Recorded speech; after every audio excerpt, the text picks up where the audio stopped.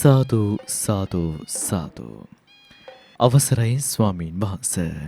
සාදු සාදු සාදු. නමෝ තස් භගවතු අරහතෝ සම්මා සම්බුද්දස්ස. නමෝ තස් භගවතු අරහතෝ සම්මා සම්බුද්දස්ස. නමෝ තස් භගවතු අරහතෝ සම්මා සම්බුද්දස්ස. බුද්ධං සරණං ගච්ඡාමි. බුද්ධං සරණං ගච්ඡාමි. ධම්මං සරණං ගච්ඡාමි. ධම්මං සරණං ගච්ඡාමි. සංඝං සරණං ගච්ඡාමි. සංඝං සරණං ගච්ඡාමි. ဒ ුතියම්පි බුද්ධං සරණං ගච්ඡාමි. ဒ ුතියම්පි බුද්ධං සරණං ගච්ඡාමි. ဒ ුතියම්පි ධම්මං සරණං ගච්ඡාමි. ဒ ුතියම්පි ධම්මං සරණං ගච්ඡාමි. ဒ ුතියම්පි සංඝං සරණං ගච්ඡාමි. ဒ ුතියම්පි සංඝං සරණං ගච්ඡාමි. තතියම්පි බුද්ධං සරණං ගච්ඡාමි. තතියම්පි බුද්ධං සරණං ගච්ඡාමි. තතියම්පි ධම්මං සරණං ගච්ඡාමි. තතියම්පි ධම්මං සරණං ගච්ඡාමි. තතියම්පි සංඝං සරණං ගච්ඡාමි. තතියම්පි සංඝං සරණං ගච්ඡාමි. තිසරණ ගමනං සම්පුන්නං ආමභන්තේ. පාණාතිපාතා වේරමණී සික්ඛාපදං සමාදියාමි. පාණාතිපාතා වේරමණී සික්ඛාපදං සමාදියාමි. අදින්නාදානා වේරමණී සික්ඛාපදං සමාදියාමි. අදින්නාදාන වේරමණී සික්ඛාපදං සමාදියාමි. කාමේසු මිච්ඡාචාරා වේරමණී සික්ඛාපදං සමාදියාමි. කාමේසු මිච්ඡාචාර වේරමණී සික්ඛාපදං සමාදියාමි. මුසාවාදා වේරමණී සික්ඛාපදං සමාදියාමි. මුසාවාදා වේරමණී සික්ඛාපදං සමාදියාමි. සුරාමේරය මජ්ජපමා දට්ඨානා වේරමණී සික්ඛාපදං සමාදියාමි. සුරාමේරේ මජ්ජපමා දට්ඨානා වේරමණී සික්ඛාපදං සමාදියාමි. තිසරණේන සද්දින් පංචශීලං ධම්මං සාදුකං සුරක්ඛිතං කତ୍වා අප්පමාදේන සම්පාදේත. ආමභන්තේ. සාදු සාදු සාදු.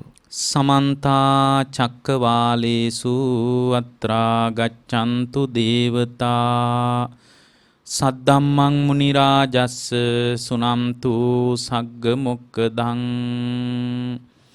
ධම්මස්සවන කාලෝ අයං බදන්තා. ධම්මස්සවන කාලෝ අයං බදන්තා. ධම්මස්සවන කාලෝ අයං බදන්තා. නමෝ තස්ස භගවතු අරහතෝ සම්මා සම්බුද්දස්ස. නමෝ තස්ස භගවතු අරහතෝ සම්මා සම්බුද්දස්ස. නමෝ තස්ස භගවතු අරහතෝ සම්මා සම්බුද්දස්ස. ඒ අපගේ ශාස්ත්‍රූ සම්මා සම්බුදුරජාණන් වහන්සේට අප හැම දෙනාගේම නමස්කාරය වේවා. බුදුරජාණන් වහන්සේ දේශනා කොට වදාළ ශ්‍රී සද්ධර්මයටද අපගේ නමස්කාරය වේවා. බුදුරජාණන් වහන්සේගේ ධර්මයේ තුලින් සැනසුණු ආර්ය මහා සංඝරත්නයටද අපගේ නමස්කාරය වේවා. සුපින්වත්නි, ඔබ හැම දිනාම මේ මොහොතේ ධර්ම ශ්‍රවණය කරන්නටයි බණ අහන්නටයි සූදානම් වන්නේ. පින්වත්නි, ලෝකේ අපේ කනට වැටෙන දේවල් අතර ශ්‍රේෂ්ඨතම දේ තමයි බුදුරජාණන් වහන්සේගේ ධර්මය. ඒකට ප්‍රධාන හේතු ගණනාවක් තියෙනවා. බරපතල දරුණුම හේතුව තමයි මේ ඉපදෙමින් මැරිමින් ඉදිරියට ගලාගෙන යන ජීවිතය බොහොම විඩාබර ගමනක්, අනපේක්ෂිත ගමනක්, බලාපොරොත්තු සහිතව යා හැකි ගමනක් නෙමෙයි. විශාල බලාපොරොත්තු ගොන්නක් තියාගෙන මේ වැඩේ කරගන්න බෑ. ඒ නිසා මේ ගමන පිළිබඳ අවිනිශ්චිත බවක් පවතින නිසා මේ ගමන මේ වැඩපිළිවෙල එදිනෙදා ගතවන මේ කාමභෝගී ජීවිතේ මේ සියල්ලටම මේ විඩාවෙන් ගලව ගන්න පුළුවන් එකම දේ තමයි බුදුරජාණන් වහන්සේගේ ධර්මය කියලා කියන්නේ. ඒ ධර්මයේ මුණ ගැහෙන්න අදාළ පාරිසරික සාධකත් සියල්ලම අපිට හැදිලා තියෙනවා. ප්‍රධාන දෙයක් තමයි පින්වත්නි මේ අපේ ජීවිතයට හම්බ වුණු මේ මානව ගුණධර්ම දියුණු කරගන්න හම්බුණු පාරිසරික වටපිටාව. තවත් වැදගත් දෙයක් තමයි මනුෂ්‍යත්වය. මේ මනුස්සකම ලැබිච්ච අපිට හිතෙන්න පුළුවන් මේක ඔය කියන තරම් වටිනා එකක් නෙමෙයි. මනුස්සත්වය මුණ ගැහෙන එකත් ඔය කියන තරම් දුර්ලභ නෑ වගේ කෙනෙකුට හිතෙන්න පුළුවන්. හැබැයි පින්වත්නි ලෝකේ ලැබෙන දේවල් අතර ශ්‍රේෂ්ඨම ලැබීමක් තමයි මනුෂ්‍යත්වය කියලා කියන්නේ.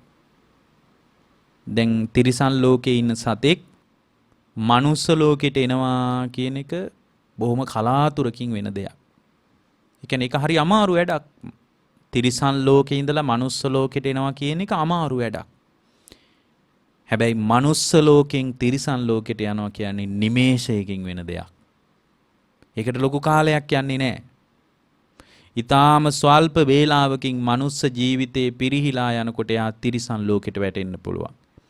හැබැයි තිරිසනෙකුට මිනිස්සෙක් වෙනවා කියන එක බොහෝම දුර්ලභ දෙයක්. එතකොට මේ දුර්ලභ ලාභයක් දැන් අපිට මුණ ගැහිලා තියෙන එකේ හිතේ හැටියට මේ ධර්මයේ පිහිට පිලිසරණ අභිවෘද්ධිය හදාගන්න අපි දක්ෂ වෙන්න ඕන. පින්වත්නි මේ ධර්මයට එන්න බලපාන ප්‍රධාන දෙයක් තමයි සංසාර බය කියන එක. දැන් බුද්ධ දේශනාවේ තියෙන අර දුක්ඛූපන සහ සද්ධා කියලා. ඒ නිසා පින්වත්නි මේ ශ්‍රද්ධාව කියන එකට සංසාර බය දකින්න එක, සංසාරයේ තියෙන බිහිසුණු බව දකින්න එක විශාල උදව්වක්. සාංශාරික අවිනිශ්චිත බව තේරුම් ගන්න සද්ධාවට තමයි විශාල අනුග්‍රහයක් වෙන්නේ. ඒතර සද්ධාවට ලැබෙන අනුග්‍රහය සුළුපටු දෙයක් නෙමෙයි. ඒක විශාල ප්‍රතිලාභයක්. අනිත් කාරණේ තමයි දැන් මේ සංසාර බය දැනගත්තට පස්සේ සංසාර බය දැක්කහම පුදුම අප්‍රමාදීකමක් ලෝකේ ගොඩ නැගින්නේ. ඒ කියන්නේ මේ අප්‍රමාදීකම කියන්නේ මිනිස්සෙකුට අත්‍යවශ්‍ය දෙයක්. අද නම් ප්‍රමාද වුණොත් එහෙම පින්වත්නි සමහර විට සුගතියක් පැහිලා යන්න පුළුවන්. දැන් ධර්ම මාර්ගයට අප්‍රමාදී වෙන එක සාමාන්‍ය බුද්ධ ශ්‍රාවකයෙකුට විශාල පිහිටක් පිලිසරණක් හදලා දෙන දෙයක්. දැන් බුදුරජාණන් වහන්සේ දේශනා කරපු ධර්මයේ ප්‍රායෝගිකව පුහුණු කරගෙන ඉදිරියට යනකොට ඒකාන්ත වශයෙන් ප්‍රතිඵල ලැබෙන්න පටන් ගන්නවා. ඒක ප්‍රායෝගිකව පුහුණු කළ යුතු ධර්මයක්. ඒක මේ නිකන් අහලා පැත්තකට කරන්න ඕන එකක් නෙමෙයි. දැන් අද ගොඩාක් දෙනෙක් ඉන්නවා විශාල දහම් දැනුමක් තියෙනවා. සමහර විට හාමුදුරුවෝ කෙනෙකුට හරි උගන්වන්න පුළුවන් විදිහේ දහම් දැනුමක් තියෙනවා. හැබැයි එහෙම දහම් දැනුමක් තිබ්බට පින්වත්නි නිවීමක් නැත්තේ මොකද? දැන් මේ වෙනකොට ඔබට නිවීමක් තියනවද? එතකොට අපට තේරෙනවා එක දෙයක්. ගොඩාක් කටපාඩම් කරගෙන හිටියේ පමණින් අවබෝධ වෙන්නේ නැහැ කියලා. ගොඩාක් කටපාඩම් කරගෙන හිටියහම දත්ත ගබඩාවක් හම්බ වෙනවා. ගොඩාක් දැනුම් සම්භාරයක් එකතු වෙනවා. හැබැයි දැනුම් සම්භාරයක් එකතු වුණා කියන්නේ අවබෝධයට විවෘත වුණා කියන එක නෙමෙයි. දැනුම තියෙන්න පුළුවන්. බුද්ධ භාෂිතය ගැන දැනුම තියෙන්න පුළුවන්. හැබැයි අවබෝධයට ඒ ධර්මයේ භාවිතා නොකළොත් එහෙම ත්‍රිපිටකයේම කටපාඩම් කෙනෙකුටවත් යහපතක් නැහැ. හැබැයි ත්‍රිපිටකයේම පාඩම් නැති එක සූත්‍රයක් අහගත්ත අහිංසක උපාසකම්ම කෙනෙක් ඉන්න පුළුවන්. එයා දන්නේ සූත්‍රයයි දෙකයි සමහර විට පුංචි දේශනාවක්. ඒ දේශනාවට අනුව ඒ කෙනා හුරු කරන්න පටන් ගන්නවා. වඩන්න පටන් ගන්නවා. කල යුත්ත කරන්න පටන් ගන්නවා. අන්න එහෙම කෙනෙක් නිවෙන්න පටන් ගන්නවා. දැන් කල යුත්ත කියන්නේ මොකද්ද මේ ධර්මයේ? හොඳයි දැන් ඔබ වහන්සේලා පුහුණු කරන්න කියනවා. දැන් මම මොකද්ද කරන්න ඕන? බුදුරජාණන් වහන්සේ නානා පරියායෙන් දේශනා කළේ සන්තිස් බෝධිපාක්ෂික ධර්ම. සතර සතිපට්ඨානය, සතර සම්‍යක් ප්‍රදාන වීරිය, සතර ඉර්ධිපාද, පංච බල, පංචේන්ද්‍රිය, සප්තබොජ්ජංග ආර්ය අෂ්ටාංගික මාර්ගය. ওই ටික තමයි බුදුරජාණන් වහන්සේ මතු කළේ. ওই ටික নানা පරයයන් අපිට උගන්වුවා බුදුරජාණන් වහන්සේ. එක එක විදියට කියලා දුන්නා. ඒ කෙනාට ගැළපෙන විදියට බුදුරජාණන් වහන්සේ ඒ කෙනාට හරියන විදියට දේශනා කළා. දැන් සමහර විට එක්කෙනෙකුට ගැළපෙන විදියට තව කෙනෙකුට ගැළපෙන්නේ නැති වෙන්න පුළුවන්. ඒක දකින්න කුසලතාවයට කියන්නේ ආසයානුසේ ඥානය කියලා. ඒ ආසයානුසේ ඥානෙ බුදුරජාණන් වහන්සේට තමයි උපදින්නේ. ඒක සාරිපුත්ත හාමුදුරුවන්ටවත් නැහැ. ආසයානුසේ ඥානෙ සාරිපුත්ත හාමුදුරුවන්ටවත් නැහැ. එතකොට ඒ විශේෂ ඥාන දර්ශනීය සාරිපුත්ත හාමුදුරුවන්ට නැති නිසා සාරිපුත්ත හාමුදුරුවන්ටවත් තේරෙන්නේ නැහැ. ඔබේ කොහොමද හිත වැඩෙන්නේ? මගේ කොහොමද හිත වැඩෙන්නේ? ඒක තේරෙන්නේ නැහැ. දැන් ඔකට ලස්සන දේශනාවක් මම කියන්නම්. රත්තරන් බඩු හදපු මිනිහෙක් දවසක් ඇවිල්ලා මහාන වුණා. ගිහි කාලේ රත්තරන් බඩු හදපු එක තමයි කළේ. මහාන වෙලා ඉතින් ඒ හාමුදුරුවෝ දවසක් මේ බුදුරජාණන් වහන්සේගේ බුද්ධ ශාසනයේ පළවෙනි ශ්‍රාවක වෙච්ච සාරිපුත්ත හාමුදුරුවෝ ළඟ තමයි පැවිදි වෙලා තියෙන්නේ. සාරිපුත්ත හාමුදුරුවෝ ළඟට ඇවිල්ලා කිව්වා ස්වාමීනි දැන් මම මේ නිකම් ඉඳලා හරියන්නේ නැහැ. මම මේ වස් කාලේ හිතුවා බොහෝම හුදේකලාවේ භාවනාවක් කරගෙන ඉන්න. ඉතින් ඔබ වහන්සේ මට උදව් කරන්න කිව්වා. ඔබ වහන්සේ මගේ ගුරුවරයානේ. ඔබ වහන්සේ මට ටිකක් උදව් කරන්න කිව්වා. ඊට පස්සේ උන්වහන්සේ ඉතින් අනුකම්පාවෙන් සාරිපුත්ත හාමුදුරුවෝ හරියට අනුකම්පා කරනවනේ. සාරිපුත්තයන් වහන්සේ කිව්වා හොඳයි එහෙනම් ඔබට බඩන්න ඕන භාවනාව ගැන මම කියන්නම් කියලා උන්වහන්සේ භාවනාවෙන් සමාපත්තියෙන් නැගිටලා මේ භික්ෂුවගේ ජීවිතේ දිහා හිත දිහා බැලුවා. ඒ බලනකොට පින්වත් උන්වහන්සේට තේරෙනවා මේ භික්ෂුවගේ රාගය වැඩි. ඒ නිසා රාගය වැඩි කෙනෙකුට සාමාන්‍යයෙන් භාවනාවක් විදියට හුරු කරන්න කියන්නේ මොකද්ද? අසුබේ. එහෙනම් භික්ෂුව ඔබ ගිහින් අසුබේ වඩන්න කිව්වා. ඉතින් මේ හාමුදුරුවෝ අසුබේ මාසයක් වැඩුවා. දවස් දෙකක් නෙමෙයි එක දිගට මාසයක්. පළවෙනි යාමයේත් භාවනා කරනවා, දෙවෙනි යාමයේ ආයෙ නිදිනවා, තුන් පාන්දර වෙනකොට ආයෙ නැගිටලා භාවනා කරනවා. ඉතින් දවසේ වැඩි කාලයක් භාවනා කළේ. මාසයක් භාවනා කළා. චිත්ත සමාධියක්වත් නැහැ. ඊට පස්සේ ආයෙත් සාරිපුත්ත හාමුදුරුවෝ ළඟට වැඩියා. ගිහින් වන්දනා කරලා කිව්වා අනේ සාරිපුත්තයන් වහන්සේ මම මේ භාවනා කරගෙන නම් යනවා. මට ඉතින් ප්‍රතිඵලයක් නැහැ. ඒ වෙලාවේ සාරිපුත්ත හාමුදුරුවෝ තවත් විස්තර කරලා කියලා දුන්නා. හොඳට විස්තර කර කිව්වා මෙහෙනම් මහාන මෙන්න මේ විදියට කරන්න කියලා. ඉතින් ඒ විස්තර කරලා කියලා දෙද්දි ඒක හොඳට අහගෙන සිහිය පිහිටුවාගෙන අහගෙන ආයෙත් බුදුරජාණන් වහන්සේ කියපු ක්‍රමයට උන්වහන්සේගේ ශ්‍රාවකයන් වහන්සේ කියපු ක්‍රමයට ගිහින් භාවනා කළා. උන්න තව මාසයක් භාවනා කළා. ඒත් චිත්ත සමාධියක්වත් නැහැ. ආයෙත් ගියා සාරිපුත්ත හාමුදුරුවෝ මුණ ගැහින්. ගිහින් කිව්වා අනේ ස්වාමීනි මම අතාරින්නේ නැහැ වැඩේ නම්. හැබැයි ස්වාමීනි මගේ හිත වැඩෙන්නේ නැහනේ.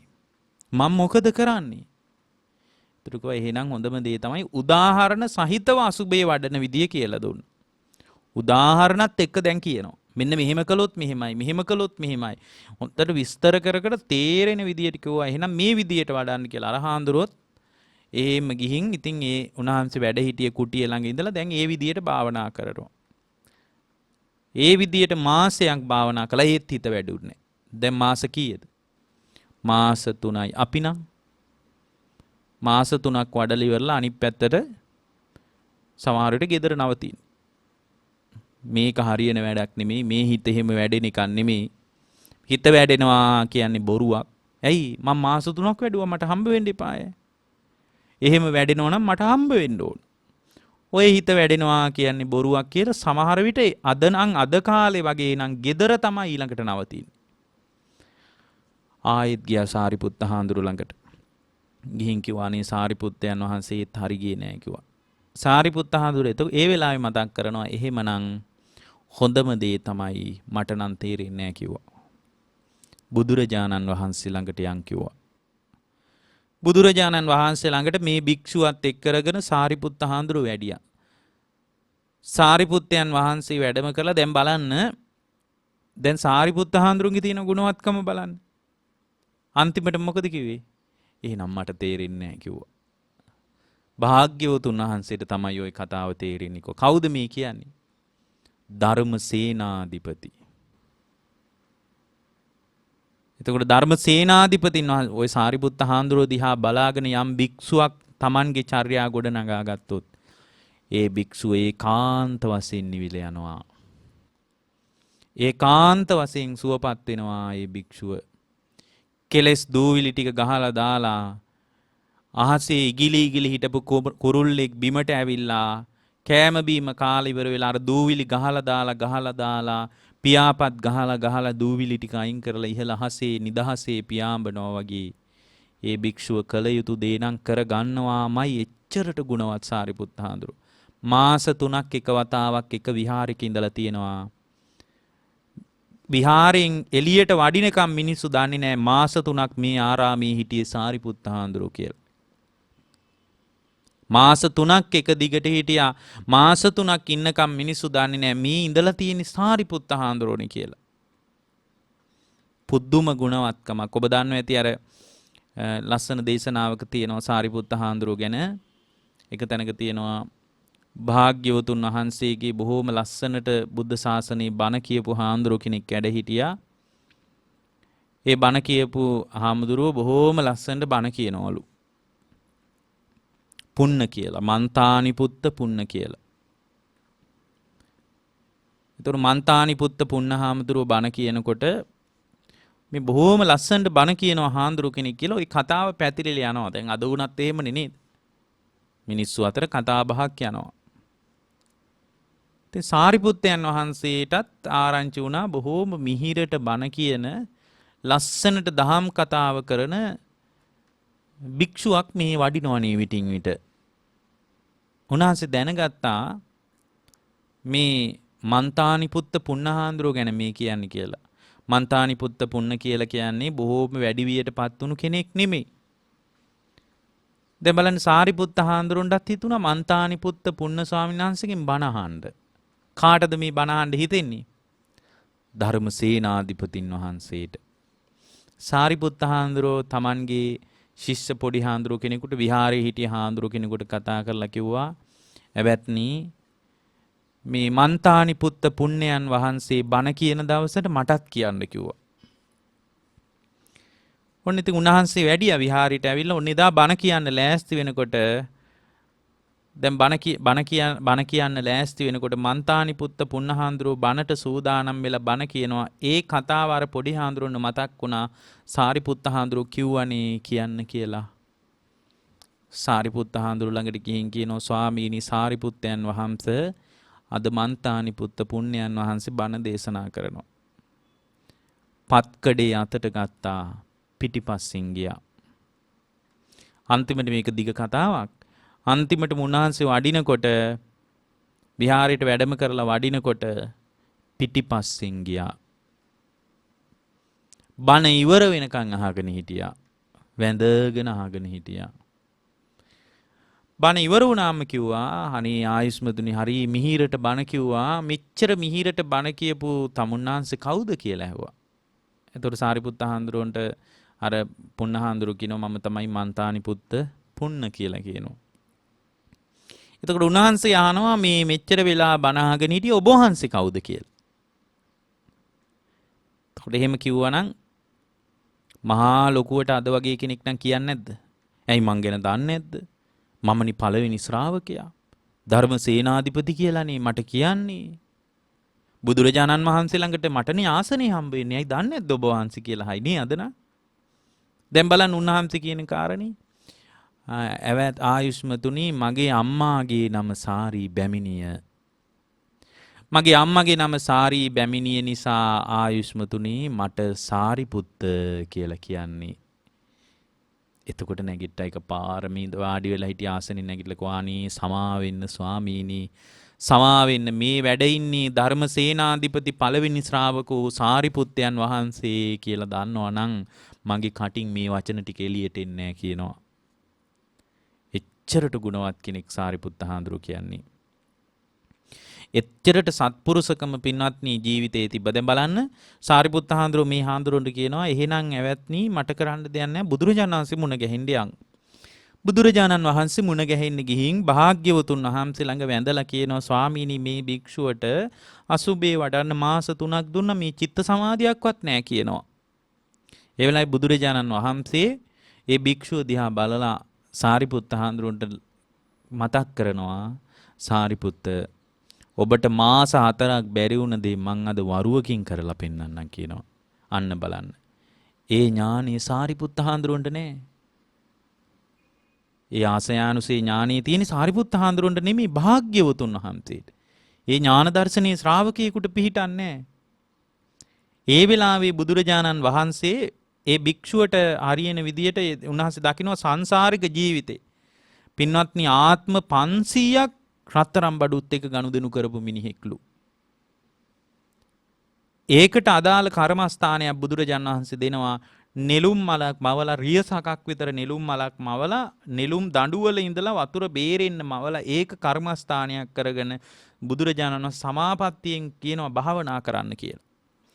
ඉතින් භාවනා කරගෙන ඉන්නකොට උන්වහන්සේ පොඩි වෙලාවකින් පළවෙනි ධ්‍යානෙට සමවදිනවා.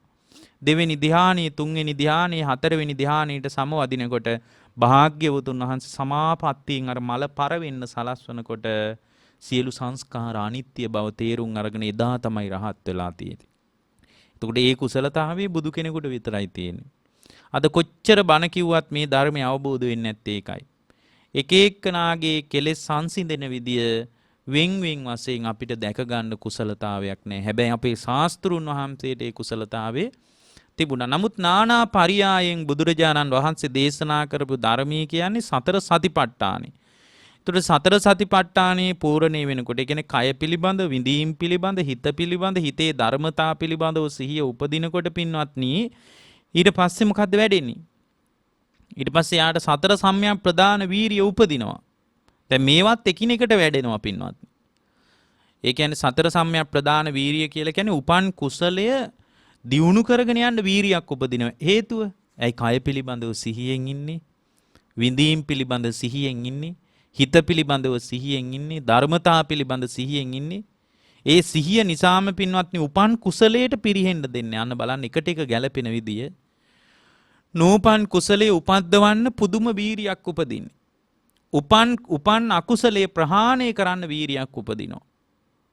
නූපන් අකුසලේ නූපදවන්න වීරියක් උපදින. ඕන බලන්න සතර සතිපට්ඨානේ පූර්ණේ වෙනකොට සතර සම්‍යක් ප්‍රදාන වීරිය පූර්ණේ වෙනවා.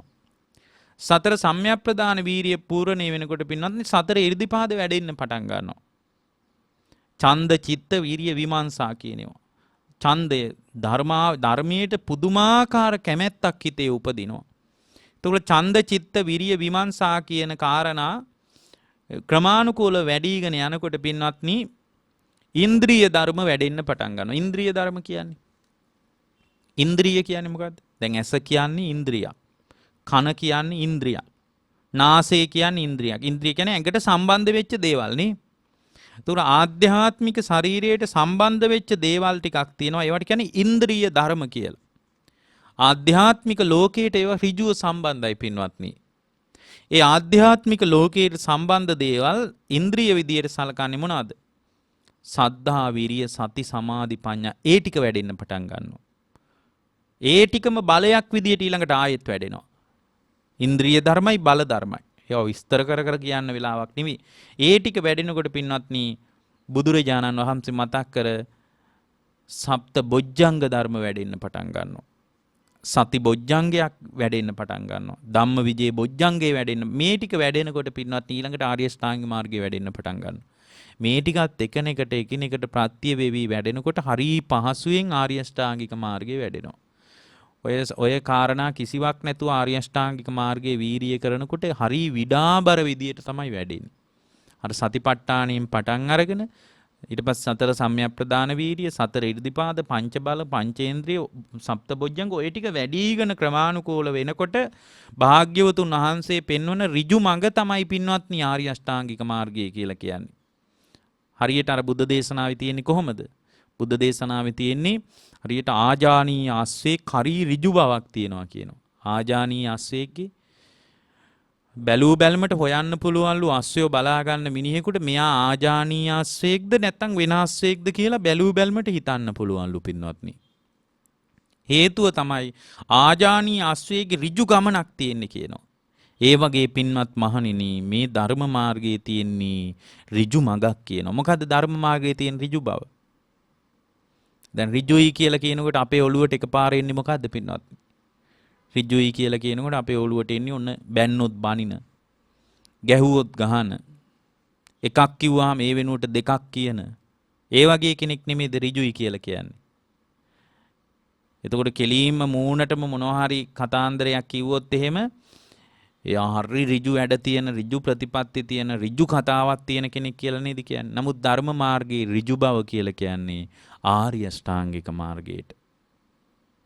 එතකොට මේ ආර්ය අෂ්ටාංගික මාර්ගයේ ඍජුව වැඩෙන්නේ හරියට ආජානීය අස්සෙගේ ගමනක් වගේ වැඩෙන්න නම් පින්වත්නි අර සතර සතිපට්ඨාණයෙන් පටන් අරගෙන ක්‍රමානුකූලව මේ ಗುಣධර්ම පූර්ණේ කරගෙන ආව මේ හිත තුල විශාල වශයෙන් කෙලෙස් ටික කැඩි කැඩි විනාශ වෙවි යන්න පටන් ගන්නවා. එතකොට අද තියෙන ලොකුම ප්‍රශ්නේ තමයි අද නම් මේ ධර්මයේ ගොඩාක් දෙනෙකුට පුහුණු කරගන්න අමාරු වෙච්ච තැනක් තමයි පින්වත්නි මේ තමන්ගේ අභ්‍යන්තරය තුළ තමන්ගේ තියෙන කෙලෙස් ටික අතෑර ගන්න තමන් කැමති නෑ. ඒකට තමන්ගේ අභ්‍යන්තරයේ තියෙන කෙලෙස් ටික අතාරින්න කැමති නැති කෙනෙකුට මේ වැඩපිළිවෙල කරගන්න බොහොම අමාරුයි. ඒකට තමන් තුළ කැමැත්තක් තියෙන්න ඕන පළවෙනි එක. තමන්ගේ අභ්‍යන්තරයේ තියෙන කෙලෙස් ටික කඩාගෙන විනාශ කරගන්න පළවෙනි එක තමයි තමන්ට කැමැත්තක් තියෙන්න ඕන. එතකොට මේ කැමැත්තත් එක්ක අතහැරිලා යනකොට පින්වත්නි පුදුම විදිහේ නිරාමිස ප්‍රීතියක් උපදින්නේ. ඒක වචන වලට පෙරලන්න බෑ. සමහර වෙලාවට හිතෙන්න පුළුවන් ඔබට මේවා අතහැරලා කොහමද? අතහැරියොත් අපිට මොන වගේ ජීවිතයක් උරුම වේද? පින්වත්නි ලෝකේ දුක තියෙන්නේ අතහැරුණු දේවල් නිසා නෙමෙයි. අතහරින්න බැරි වෙච්ච දේවල් නිසා ලෝකේ දුක පවතින්නේ. අතහැරිච්ච දේවල් නිසා කාටවත් ලෝකේ දුකක් නැහැ. අතහැරුණා නම් ඒ අතහැරිච්ච දේ නිසා පින්වත්නි කෙනෙකුගේ හිතේ නිරාමිස ප්‍රීතියක් තියෙන්නේ. හැබැයි අතහරින්න බැරි වෙච්ච දේවල් නිසා තමයි හිතේ දුක උපදින්නේ. සමහර දේවල් පින්වත්නි අතහැරෙන්න පුදුම නිවීමක් ඇති වෙන්නේ. පුදුම සුවපත් වීමක් ඇති වෙන්නේ. දැන් මම ඕකට ඔබට ලස්සන සිදුවීමක් කියන්නම්. දැන් බලන්න එක මිනිස්සෙක් හිටියා. ඒ මිනිස්සයා තමන්ගේ ජීවිතේ ගත කරපු ගිහි ජීවිතයට වැඩි කැමැත්තක් නැහැ. එයාට හැම වෙලාවකම උවමනයි මේ ගත කරන ජීවිතයෙන් නිදහස් වෙන්න. වෙන් වෙන්න උවමනාවක් තියෙනවා. කුඹුරු කොටාගෙන හිටිය මිනිහෙක් ගෙදර නෝනට ගිහින් කිව්වා මට නම් මේ කරුමක්කාර ජීවිතේ නම් තවත් ඉන්න බෑ. මට ඉක්මනින් මේ ජීවිතෙන් නිදහස් වෙන්න ඕන කියලා කිව්වා. නමුත් ගෙදර නෝනා කැමති වුණේ නැහැ. ඒ කියන්නේ මහාන වෙන්න යන්න ඕන, තපසට යන්න ඕන කියලා මේ කිව්වේ. කැමති වුණේ නැහැ. ටික දවසක් යනකොට මේ මිනිස්යාගේ ඇවිටිල්ල බැරිකමට පින්වත්නි කැමැත්ත දුන්නා හරි කමක් නැහැ. තමුන් ඕන දෙයක් කරගන්නවා කියලා. මේ මිනිස්යාට ඉතින් ස්විප් එකක් හැදුනා වගේ. මේ මිනිස්සයා මොකද කරන්නේ? ඔන්න කැලේකට ගියා පින්වත්නි. කැලේකට ගිහින් එකම දෙයයි මේ මිනිස්සයාට තිබේ. ඒ කාලේ මේ බුද්ධ ශාසනයක් නැහැ. Tamanගේ සරමත් අරගෙන කැලේට ගියා. එක සරමක් තිබ්බා. දැන් ඔන්න බලන්න මේක හරියට කරගන්න බැරි වුණාම අමාරු වැටෙන විදිය. එකම සරමක් තිබ්බා. මේ සරමත් අරගෙන මේ මිනිහා කැලේට ගියා. දැන් කැලේට ගිහින් පින්වත්නි මේ සරමත් තියාගෙන මේ මිනිස්සයා ඉතින් අර බොහෝම නිදහසේ ගල් ගුහාවකට වෙලා ඉන්නවා තාපසයෙක් විදියට. ඉන්නකොට මේ ගල් ගුහාවට මීයෙක් එන්න පටන් ගත්තා. මී ඇවිල්ලා හොයනවා කණ්ඩ දෙයක් මොකුත් කණ්ඩ නැහැ. එදා මේ මීයට අහුුනේ අර මිනිස්සයාගේ සරම. ඒ මිනිස්සයාගේ සරම අහුවෙලා මේ මීයා සරම කන්න පටන් ගත්තා. දැන් මේ මිනිහා එක දවසක් දැක්ක මේ තාපසයා මගේ සරම තිබ්බ දැන් මේ සරම නැහැ. බලනකොට මීයෙක් කාලා. තව දුරටත් මේ මීයා හිටියොත් එහෙම මගේ සරමත් මට නැති වෙනවා කියලා හිතලා ඒ කාලේ ඉතින් ඇඳුම් එහෙම හොයාගන්නත් අමාරුයිනේ. අද වගේ බොහෝම ප්‍රසිද්ධියේ ඇඳුම් ගොඩාක් තිබුණේ නැහැ ඒ කාලේ. හරි අමාරුයිනේ දැන් සිවුරක් එහෙම හදාගන්න උනත්. අමාරුයිනේ ඔය ඇඳුම් නිසාම හරියට දුගතියට ගියා අය ඉන්නවා බුද්ධ කාලේ. අද උනත් එහෙම තමයි. අල්මාරියේ තියෙන සාරි ටික ඔලුවට ආවොත් මරණාසන්න වෙලාවේ සාරි ටික උපාදානය කරගෙන මලොත් ඒට අනුව තමයි උපත හැදෙන්නේ. ඒ උපාදාන පච්චයා භවෝ කියලානේ කියන්නේ. රත්තරන් බඩු ටික ඔලුවට ආවොත් ඊට අනුව භවය හැදෙනවා. එතකොට මේ උපාදානය කර ගැනීම අනතුර ඒක තමයි. ඒ කියන්නේ රෙදි කෑල්ලක් වුණත් ඒ කාලේ හරි අමාරුයි හොයාගන්න. හැම තැනම නෑනේ පින්වත්නි. දැන් බලන්න බුදුරජාණන් වහන්සේ උනත් කෙනෙක් මහාන කරන්න හදද්දී අහලා තියෙනවා මේ පාත්‍ර සිවුරු සම්පූර්ණයිද කියලා. අද නම් ඉතින් සිවුරක් හොයාගන්න එක අමාරු නෑනේ. කඩේට ගියාම ඕන තරම් සිවුරු ගන්න පුළුවන්. අර සමහර අය මහාන වෙන්න ආවට පස්සේ බුදුරජාණන් වහන්සේ විමසලා තියෙනවා මේ ඔබට පාත්‍ර සිවුරු තියනවාද කියලා. ඒ වෙලාවේ එතකොට කියනවා නෑ මට පාත්‍ර සිවුරු නන්නේ. ඊට පස්සේ උන්වහන්සේ කියනවා එහෙනම් පාත්‍ර සිවුරු හොයාගෙන ඉන්න ගිහින් කියලා. එච්චරට අමාරුයි සිවුරක් හදාගන්න එක.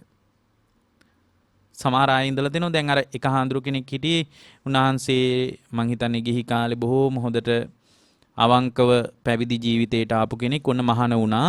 මහාන වුණාට පස්සේ මේ හාමුදුරන්ට ටික කාලයක් යනකොට මේ පැවිදි ජීවිතයේ අභ්‍යන්තරේ පැවිදි ජීවිතේ ගත කරනකොට උන්වහන්සේගේ ජීවිතේ බොහෝම හොඳට ගෙවිලා යනවා.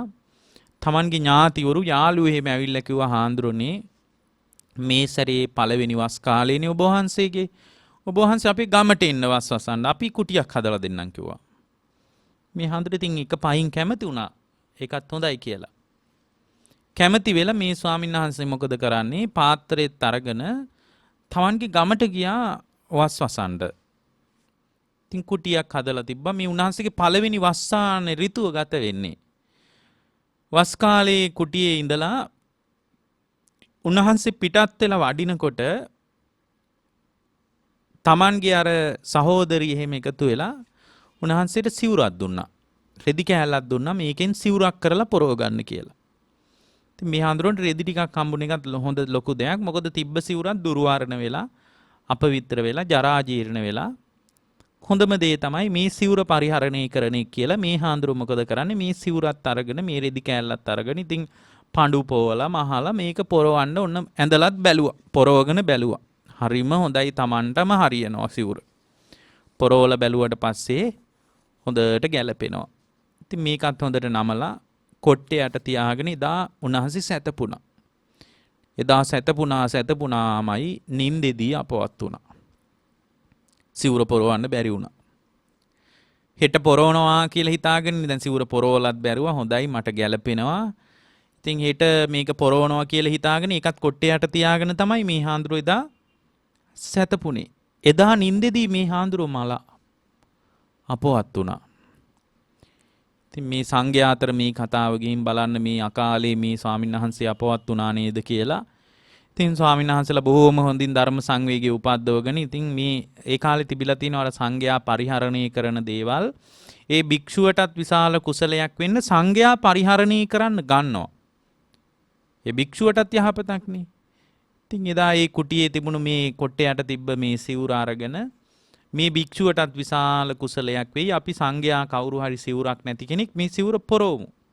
එදා බුදුරජාණන් වහන්සේ මතක් කළා මහණෙනි ඔය සිවුරට නම් අත තියන්න එපා කිව්වා.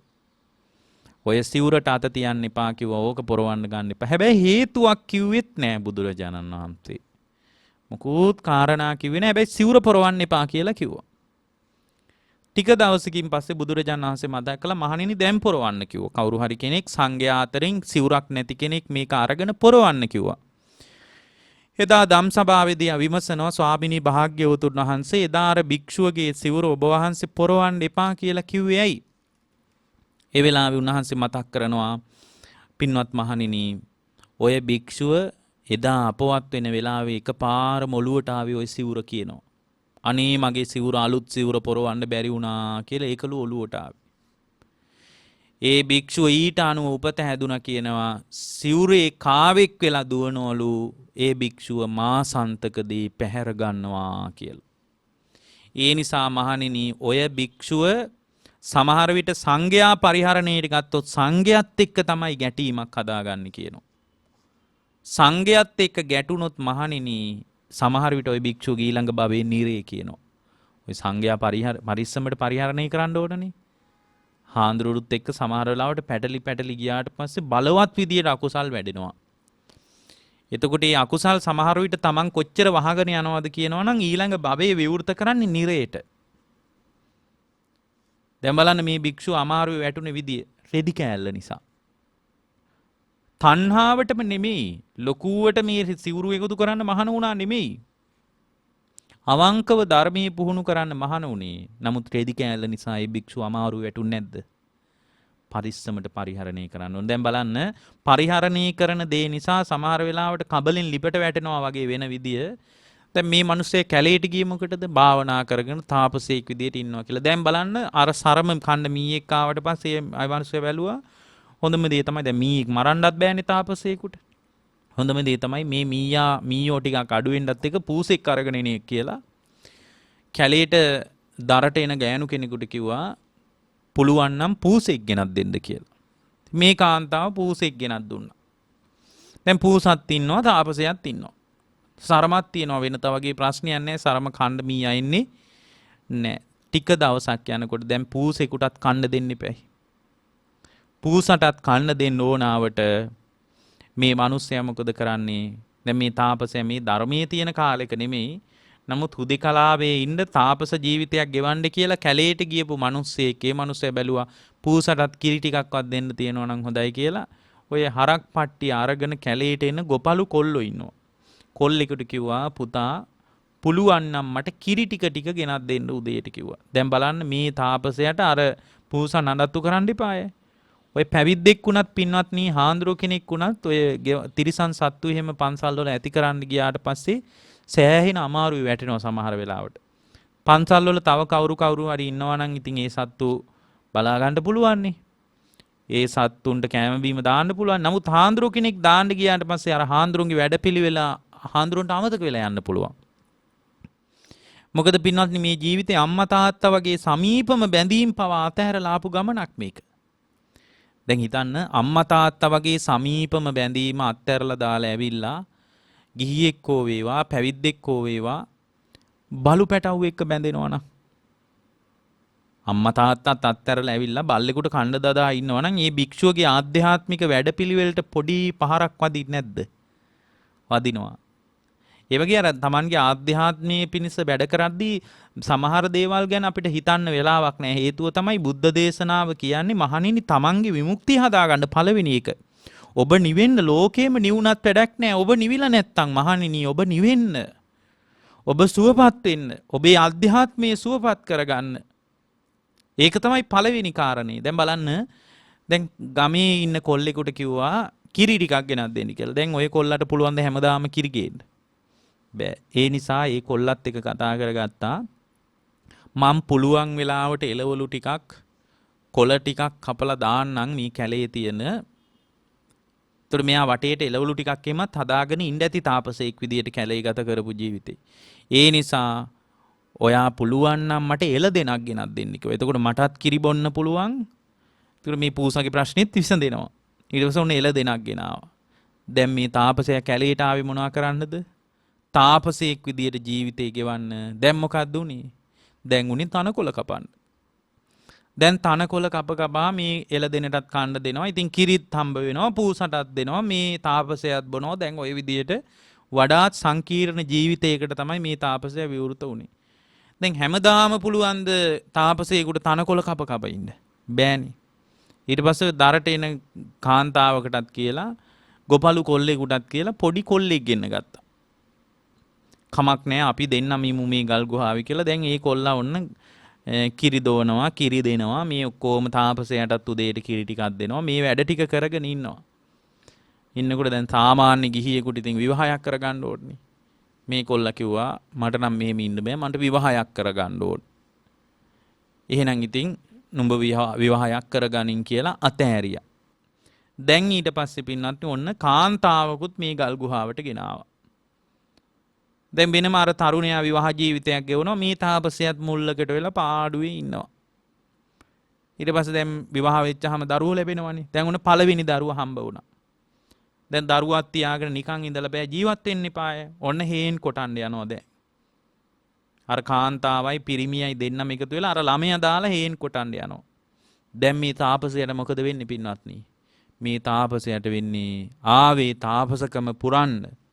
ආවේ කුඹුරු කොටන එක වැඩක් නෑ. ඊට වඩා හොඳයි කැලේකට වෙලා හුදෙකලාවේ ඉන්න එක කියලා හිතාගෙන ආවේ. දැන් උනේ අනුන්ගේ ළමයි බලා ගන්න. අන්න ඒ වගේ හරියට අර අතහැරීමේ වැඩපිළිවෙල හරියට විවෘත නොවුනොත් එහෙම කබලෙන් ලිපට වැටුණා වගේ වෙන්නේ. ඒ නිසා පින්වත්නි මේ ධර්ම මාර්ගය තුල උනත් තියෙන වැඩපිළිවෙල බොහොම පරිස්සමින් තම තමන්ගේ ජීවිතයට ගලප ගන්න. සමහර විට ගලපා ගැනීම හරියට කරගන්න බැරි වුණොත් එහෙම ගිහිද පැවිදිද කියන එක අදාළ නැහැ. අපි හැමෝම අමාරුවේ වැටෙන්න පුළුවන්. මමත් අමාරුවේ වැටෙන්න පුළුවන්. ඒ නිසා බුද්ධ දේශනාවේකට ලස්සන වචනයක් කියනවා. මොකද්ද? මහණෙනි යෝනිසෝ මනසිකාරය තියාගන්න. අයෝනිසෝ මනසිකාරයේ තුලින් වීරිය කළොත් පින්වත්නි වීරිය අත්කිලමතානුയോഗය. අයෝනිසෝ මනසිකාරයේ තුලින් සමහර විට බලවත් ලෙස වීරිය කළත් ඒ වීරියත් අත්කිලමතානුയോഗයට අයිති දෙයක්. ඒ නිසා මේ ධර්ම මාර්ගයේ පෙන්වන වැඩපිළිවෙල තුල උනත් බොහොම පරිස්සමට යන්න ඕන දෙයක්. හේතුව තමයි එහෙම නැති වුණොත් එහෙම පුද්ගල සරණට බැඳිලා යන්න තියෙන අවස්ථාව වැඩි. අද නම් හරීම බලවත් විදියට පුද්ගල සරණට බැඳෙනවා. අද ඉන්න මිනිස්සු හරියට ශාස්ත්‍රුන් වහන්සේ වෙනුවට එක එක සරණවල් හොයන බවක් අපිට පේනවා. බණත් අහනවා තමයි. ඉඳලා හිටලා ධර්ම දේශනාවකටත් කන් දෙනවා තමයි. හැබැයි ඒත් එක්කම සමහර වෙලාවට ඔය දේවාල ගාන යන දේවල්, කෝවිල් ගාන යන දේවල්, විවිධ දේවස්ථාන ගාන යන දේවලුත් අත්හැර ගන්න බෑ. එතකොට යාගේ තිසරණයට බොහොම සියුම් විදියට පහර වදිනවා කියලා යාට තේරෙන්නේ නෑ. දැන් බලන්න මෑත කාලයේ තිසරණයට බලවත් විදියට පහරක් වැදිච්ච තැනක් මං කියන්නද? බලවත් විදියට තිසරණයට මෑත කාලේ පහරක් වැදුනා ඔය රාවණා කතාන්දරේ නිසා. ඒතර අපි එකකින් අදහස් කරන්නේ රාවණා නෑ කියලා. රාවණා කියලා කෙනෙක් ඉන්නවා නම් අනේ හොඳයි හිටපු ආවි. හැබැයි බුද්ධ ශ්‍රාවකයෙකුට වටිනාම අවස්ථාව තමයි ශාස්ත්‍රුන් වහන්සේ. සමහර උපාසකම්මලා ඉන්නවා බුදුරජාණන් වහන්සේ සරණ ගිහින් බුදු පහන තියාගෙන බොහෝම ශ්‍රද්ධාවෙන් වැඩ කරපු අම්මලා රාවණාගේ පිළිමයට හඳුන් කූරුපත්තු කරන්න පටන් ගත්ත අය. රාවණාගේ පිළිමයට පහන් පත්තු කරන්න පටන් ගත්ත අය. එයා දන්නේ නැහැ තිසරණයට පාර වැදුනා කියලා. දැන් තරුණියෝ කොටසක් ඉන්නවා කොණ්ඩ රැවුල් ටිකක් වවාගෙන ඒගොල්ලෝ අමුතු මෝස්තරයක් නිර්මාණය කරගෙන යනවා. එතකොට නමුත් ඒ දරුවන්ට තේරෙන්නේ නැහැ මේ මගේ තිසරණයට මේ මොකද්ද වෙන්නේ කියලා. සමහර උපාසකම්මලා ඉන්නවා. ඒ වෙනුවෙන් Tamanගේ ජීවිතේම කැප කරලා ගෙවල් වල පිළිම හදාගෙන බුද්ධ ආසනයක පැත්තකින් තවත් විවිධ ප්‍රතිමා තියාගෙන ඒගොල්ලන්ගේ එයාලට තේරෙන්නේ නැහැ මගේ තිසරණයට මොකද මේ වෙන්නේ කියලා. පින්වත්නි අද නම් හරිම අමාරුයි තිසරණේ රැකගෙන ඉන්න එක. පුද්ගලයෙක් සරණ යනවා නම් පින්වත්නි බුදුරජාණන් වහන්සේම සරණ යන්න. පුද්ගලයෙක් සරණ යනවා නම් බුදුරජාණන් වහන්සේ විතරක්ම සරණ යන්න. පිරිසක් සරණ යනවා නම් සංඝයා විතරක්ම සරණ යන්න. යම් දෙයක් සරණ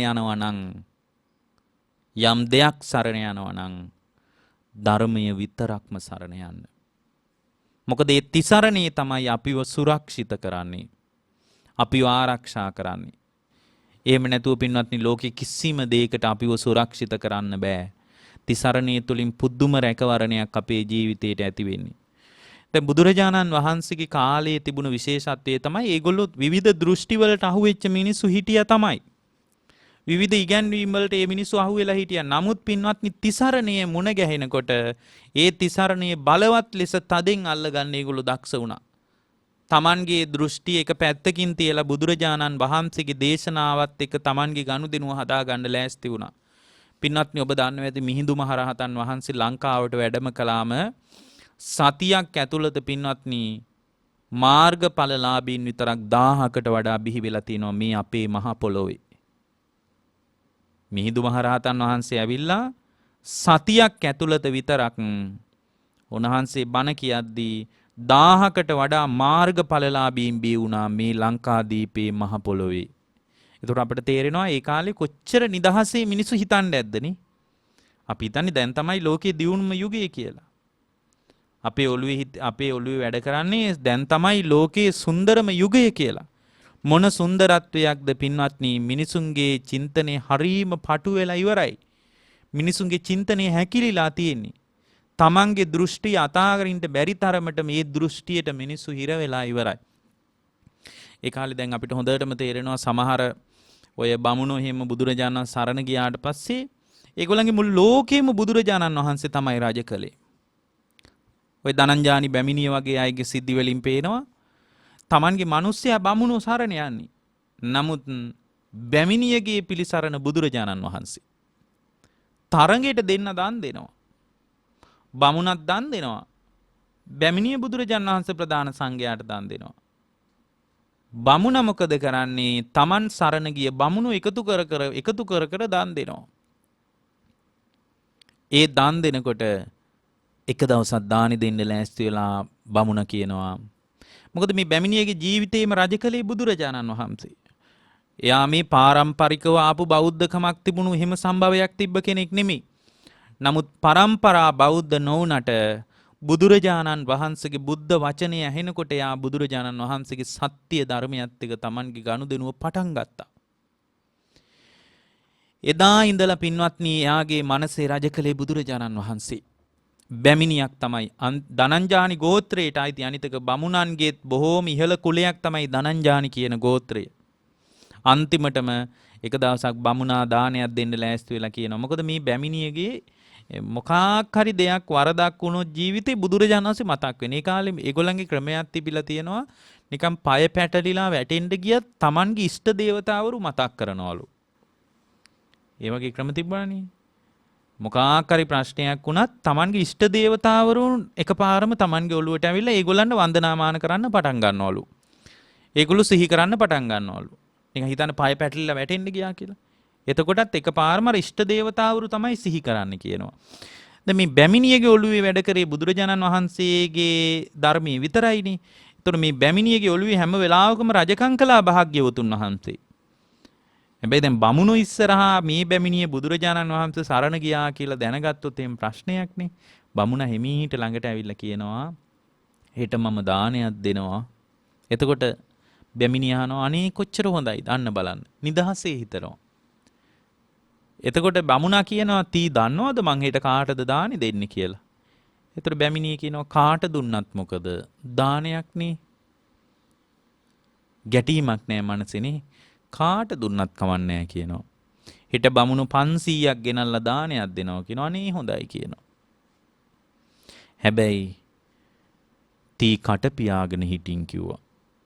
හෙට බමුණු ටික ඇවිල්ලා වළඳන්ට ලෑස්ති වෙනකොට තී අර හිස් මුඩු ශ්‍රමණයාගේ වචන එහෙම මෙහි කියනවා නෙමෙයි කිව්වා.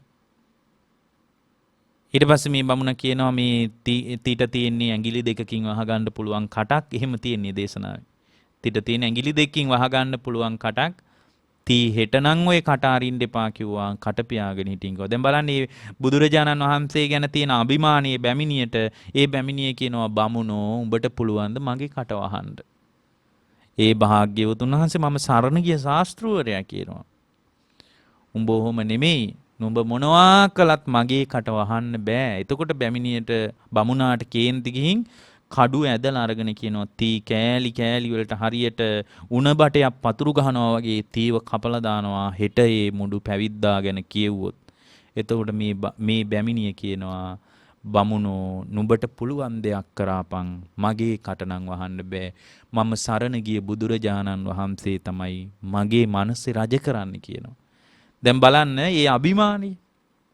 දැන් අර බමුණ කියනවා උණ බටයක් පතුරු ගහනවා වගේ තී කෑලි වලට කපනවා හෙට එහෙම මේ ශ්‍රමණයන් වහන්සේ ගැන කියන්න ගියොත් එහෙම. එතකොට බැමිණිය කියනවා පුළුවන් නම් එහෙම කළාට මට ප්‍රශ්නයක් නෑ. හැබැයි මගේ හිතේ රජ කරන්නේ බුදුරජාණන් වහන්සේ කියනවා. ඒ අභිමානිය බලන්න. අද ඉන්න අයට එහෙම අභිමානයක් නැහැ. මේ බණ ටික අහලා හරි කමක් නැහැ. යන ගමන් කොහේ හරි දේවාලයකට, කෝවිලකට, පල්ලියකට, දේවස්ථානයකටත් ගොඩ වෙලා යන්න පුළුවන් නම් ඒ පැත්තෙත් කැරකිලා ගෙදර යන්න තමයි බලන්නේ. එච්චරට අපේ තිසරණේ paludu වෙලා පින්වත්නි. ඒ නිසා තිසරණේ තුල සුරක්ෂිත කරගෙන භාග්‍යවතුන් වහන්සේ පෙන්වා දෙන සුන්දරම දේ තමයි පින්වත්නි මානසික වශයෙන් අතහැරලා දාන එක. මේ ලැබීම් නොලැබීම් කියන සාමාන්‍ය තත්ත්වයන් ඉදිරියේ අතහැරීම නම් වූ අසාමාන්‍ය ගුණධර්මී පුහුණු කරන විදිය අපගේ බුදුරජාණන් වහන්සේ තමයි අපිට උගන්වන්නේ. ඒ නිසා මේ උගන්වන වැඩපිළිවෙල ප්‍රායෝගිකව පුහුණු කරන විදිය තමයි මම අර කියාගෙන ආවේ. සන්තිස් බෝධිපාක්ෂික ධර්ම ඔස්සේ කොහොමද මේ කෙලෙස් නැමැති කන්ද තරණය කරලා නිවන නම් වූ ക്ഷേම භූමියට යන්නේ කියන එක. පින්වත්නි අද ගොඩාක් දෙනෙකුට බැරි මේ ධර්මයේ උනත් මිනිසු පාවිච්චි කරන්නේ හරහට. ධර්මයේ උනත් ඍජුව පාවිච්චි කරන බවක් අපිට පේන්නේ නැහැ පින්වත්නි. ධර්මයේ උනත් කන පිටට අද පාවිච්චි කරන්නේ. හිතන්න මේ ධර්මයේ කියන්නේ ඉනිමගක් වගේ කියලා. ධර්මයේ කියන්නේ ඉනිමගක් කියලා හිතන්න. ඒතර මේ ඉනිමග උඩට ගිහින් අවිද්‍යාව නැමැති බැම්මින් අනිත් පැත්තට පනින්න ඕන කියලා හිතන්න. අවිද්‍යාව කියන්නේ බැම්මක් කියලා හිතන්න. එතකොට මේ බැම්ම ඇතුලේ හරි සීතලයි කියලා හිතන්න. එතකොට මේ ගොඩ නැගිල්ලක් වගේ එකක් මේක ඇතුලේ අධික සීතලක් තියෙනවා, කරුවලක් තියෙනවා. කවුරු හරි කෙනෙක් කියනවා ඔය බැම්මින් එහා පැත්තට ගියොත් තමයි නිදහසක් තියෙන්නේ. එහෙ සීතල නෑ මෙහෙ තරම්. එහෙ කරුවල නෑ මෙහෙ තරම්. හොඳම දේ තමයි මේ බැම්මින් එහා පැත්තට අපි පැන ගන්න එක කියලා. එහෙම කියලා එක මිනිහෙක් ඔබට දෙනවා කැමති නම් මෙතනින් පැන ගන්න කියලා ඉනිමගක් දෙනවා. දැන් ඉනිමගක් තියෙනවා කැමති නම් පැනලා යන්න කියනවා. එතකොට යා මොකද පින්වත්නි කරන්න ඕන? එයා කරන්න ඕන ඉක්මනට අර ඉනිමග දිගේ උඩට ගිහින් අර අවිද්‍යාව නැමැති බැම්මින් අනිත් පැත්තට ඉක්මනට පැන ගන්න ඕන. එතකොට එයා මේ බැම්මින් පැන ගන්නවා වෙනුවට මෙහි හරි සීතලයි මෙහි හරි කරුවලයි මෙතන හොඳ ගිනි මැලයක් ගහගත්තා නම් සීතලටත් ප්‍රශ්නේ විසඳෙනවා. ඒ වගේම කරුවලටත් ප්‍රශ්නේ විසඳෙනවා. මෙහි හොඳ ඉනිමග මේ ගිනි ගොඩක් ගහගත්තා නම් කියලා ඒ මිනිස්සයා අර දුන්න ඉනිමගම පතුරු ගගහ ගිනි මැලයක් ගහගෙන ගිනි තපින්න ගියොත් එහෙම මම මේ කියන එක හොඳට තේරුම් ගන්න. ඒ ඉනිමග දර වලින් හදාපු එකක් නම් ලී වලින් හදපු එකක් නම් ඒ ඉනිමගම කෑලි වලට කපලා මේ මිනිහා මේ తాවකාලිකව හම්බ වෙච්ච විකල්පයක් විදියට ලැබිච්ච මේ කරුවලට එළිය පිනිස ගිනි මැලයක් ගහලා ගින්දර තපින්න ගියොත් එහෙම එයාට මොකද වෙන්නේ පින්වත්නි? එයා සෑහෙන අමාරුවක වැටෙනවා. කොහොමද පින්වත්නි අමාරුවේ වැටෙන්නේ? එයා අමාරුවේ වැටෙන්නේ වෙන කොහොමවත් නෙමෙයි. මේ ධර්මයේ නැමැති ඉනිමග විසින් කපා එයා ගින්දර තපින්න ගියාට පස්සේ ඒ ඉනිමග තියෙන්නේ එගොඩ වෙන්න කියලා කියද්දිත් ඒකකින් එගොඩ වෙන්නේ නැතුව ඒක වැරදි විදියට පාවිච්චි කළොත් එයාට මේ අවිද්‍යාව කියන බැම්මින් එගොඩට යන්න හම්බ වෙන්නේ නැහැ. తాවකාලික පැලැස්තරයක් හම්බ වෙනවා. తాවකාලික විකල්පයක් හම්බ වෙනවා. ගිනි තැපලා తాවකාලිකව සීතලට විසඳුමක් හම්බ වෙයි. తాවකාලිකව කට්ට කරුවලට විසඳුමක් හම්බෙයි. එගොඩ වෙන්නයි මේක තියෙන්නේ. එතකොට අද ඉන්න මිනිස්සු ධර්මයේ පාවිච්චි කරන්නේ සෙනසුරු අඩුපහඩු වහන්න. එක්ක කේන්දරයේ තියෙන දොස් ටික වහන්න අද ධර්මයේ පාවිච්චි කරන්නේ. ඒක හරියට එගොඩ වෙන්න තියෙන ඉනිමග කෑලි කප මෙහි ගිනි මැල ගහනවා වගේ ලාමක වැඩක් පින්වත්නි. පනින්න ඕන වෙලාවෙ පැන ගන්න අනිත් පැත්තට. ආයේ කවදා මේ ධර්මයේ මුණ ගැහෙයිද දන්නේ නැහැ. පින්වත්නි ඔබ දන්නවා ඇති සාමාන්‍යයෙන් මැඩියෙක් වතුරට හරියන විදිහට උෂ්ණත්වය ශරීර උෂ්ණත්වය හදා ගන්න පුළුවන්. ලිපේ හට්ටියක් තියලා ඒකට දාලිවලා මේ ගින්දර රත් වෙනකොට ඒ සතාට පුළුවන් පින්වත්නි ඒ උෂ්ණත්වයට හරියන විදිහට ඇඟේ උෂ්ණත්වය හදා ගන්න පුළුවන්. මෙහෙම හදාගෙන යනකොට එයාගේ කායික ශක්තිය වෙනුවෙන් වැය වෙනවා. ගින්දර රත් වෙවි එනකොට වතුර එක නටන්න පටන් ගන්නවා. වතුර ටික රත් වෙනකොට එක වෙලාවක් එනවා පින්වත්නි මේ මැඩියාට වතුර ඉන්න බැරි වෙන වෙලාවක් එනවා. එයාට ඒ උෂ්ණත්වයට හරියන්න ඇඟේ උෂ්ණත්වය හදාගන්න බැරි වෙලාවක් එනවා. එතකොට එයා පනින්න උත්සාහ කරනවා. ඇයි? එයා අසරණයි. එයාට කරගන්න දෙයක් නැහැ. එයාට දැන් බෑ උෂ්ණත්වයේ මේ වතුරේ තියෙන උෂ්ණත්වයට හරියන විදියට ශරීර උෂ්ණත්වය හදාගන්න විදියක් නැහැ. පුදුම තරම් අසරණයි. එතකොට එයා මොකද කරන්නේ? පනින්න උත්සාහ කරනවා. වතුර නට ආයනකොට පනින්න උත්සාහ කරනවා. පැන ගන්න බෑ. ඇයි පින්වත්නි? පනින්න ඕන වෙලාවෙ පැන්නේ නැහැ. වෙනේව කරා. කායික ශක්තිය තියෙන වෙලාවෙ එළියට පැනගත්තේ නැහැ. දැන් අමාරුයි වැටුණාට පස්සේ පනින්න උත්සාහ කරනවා. පැන ගන්න බෑ. අද ඉන්න ගොඩාක් දෙනෙකුට ඕක වෙන්නේ. ධර්මී වුණත් පුහුණු කළ යුතු කාලේ පුහුණු කරන්නේ නැතුව ඇස් පේන්නේ නැති කාලෙට බාගෙට කන් ඇහෙන කාලෙට මේක පුහුණු කරන්න පටන් ගත්තට පස්සේ මේක කරගන්න බෑ. හරියට පනින්න ඕන කාලේ පැන ගන්න බැරි වුණා වගේ අමාරුයි වැටෙනවා.